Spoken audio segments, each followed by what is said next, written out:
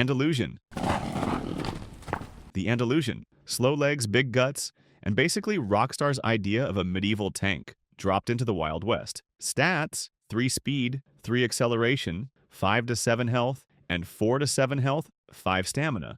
With his beast, you're not outrunning anything, but you are outlasting everything. These horses are compact, sturdy, and powerful, genetically crafted for war. They don't spook easily, they handle well, and when things get messy, they're the kind of mount Arthur actually wants under him. The Rose Grey can be bought at Tumbleweed after the epilogue, the Perlino at Van Horn after Chapter 6, and the Dark Bay and Rose Grey are stable options too. Basically, if you've got the cash, the game will happily sell you one of these. Now regarding their history, it is just as badass. Andalusians trace their bloodline back to the Iberian Peninsula. Cave paintings show their ancestors as far back as 20,000 BCE. Celts, Romans, Arabs, Carthaginians, everyone who passed through Spain left their mark on these horses. By 450 BCE, they were already recognized as talented war horses. They even crossbred with the barb horses of North Africa, making them one of Europe's first warm bloods. Heavy strength mixed with agility. And then the monks got involved. By the 13th century, Carthusian monks were literally keeping stud books and running Andalusian breeding farms.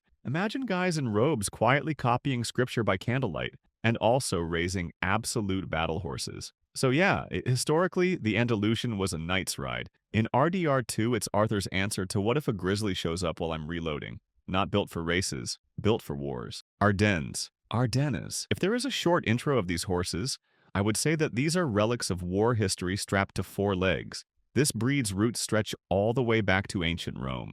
Julius Caesar himself wrote about horses from Belgium in his Commentari de Bello Gallico, calling them rustic, hard, and tireless. Translation: the OG war horses. The Ardennes are even thought to descend from the prehistoric Solutre horse, bred on the Ardennes plains for over 2,000 years. Roman emperors used them in heavy cavalry, and later Napoleon added Arabian bloodlines to give them more stamina before marching them into his Russian campaign. Fast forward to the 19th century. Belgian draft blood gave the Ardennes its bulkier, heavy-set frame. That added size turned them into true draft monsters, though it came at the cost of some endurance. By 1929, they had their own breed registry, and today they're one of Europe's oldest documented heavy draft lines. In RDR2, we have stats like 3 speed, 3 acceleration, 7 health, and 5 stamina. Slower than Arthur writing in his journal, but absurdly tanky. The Bay Roan and Strawberry Roan coats are both stable buys. The Strawberry Roan costs $450, but it also packs the best health. Basically, you're paying extra for the horse equivalent of maxed out armor. Gameplay-wise, these are some of the most dependable war horses in the game. They don't spook, they don't fold under pressure, and they'll carry Arthur through chaos while he's out here dual-wielding like he's in Red Dead Warzone. So yeah, if you want speed, look elsewhere. But if you want the closest thing to mounting a medieval siege engine, the Ardennes is your horse. Slower than molasses, tougher than Caesar's cavalry. Missouri Fox Trotter. The Missouri Fox Trotter. Expensive as hell at $950, but honestly, worth every dollar of Arthur's blood money. Stats: 7 speed, 5 acceleration, 5 health, and 6 stamina. That makes it one of the rare hybrids in RDR2, both a racehorse and a workhorse rolled into one.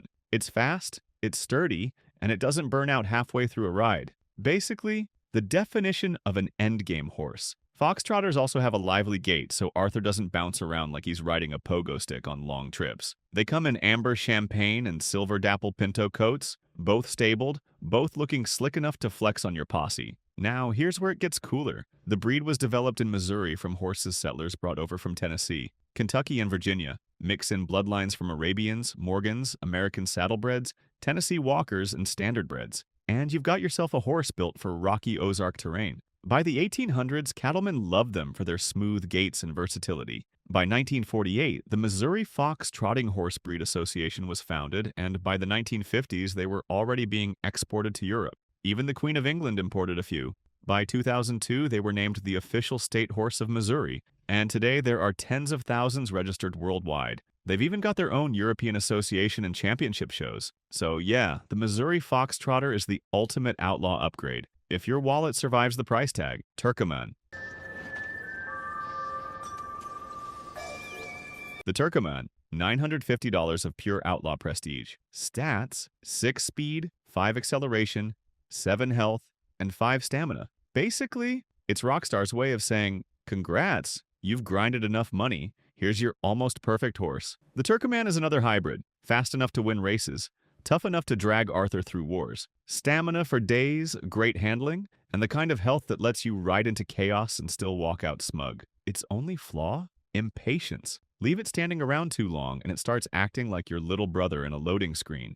Coats come in dark bay, gold, and silver. All are stable bought, all are gorgeous, and all will burn a hole in Arthur's wallet. But honestly, worth every cent. Now, history-wise, the Turkoman or Turkmen is an oriental horse breed straight out of the steppes of Central Asia. These things were endurance machines. Slender bodies, long muscular legs, and stamina that made them legends. Their influence is everywhere. The English thoroughbred? Yeah, that bloodline traces back to the Byerly Turk, one of the Turkoman stallions brought into Europe.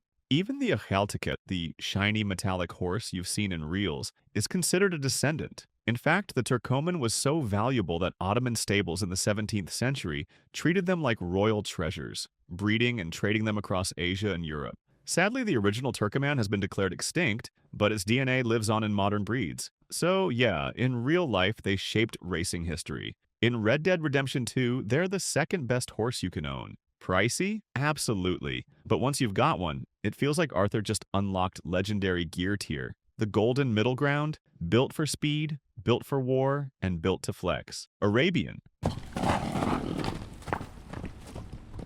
The Arabian is basically the crown jewel of RDR2. Stats: 6 speed, 6 acceleration, 5 to 7 health, and 5 to 7 stamina. And with elite handling, this thing rides smoother than Arthur's charm on a good honor run. Arabians are fiery and hard to tame, but once you do, they're the kind of companion you'll keep until the very end of the game. Fast, smart, insanely loyal, and the best all-around stats in RDR2.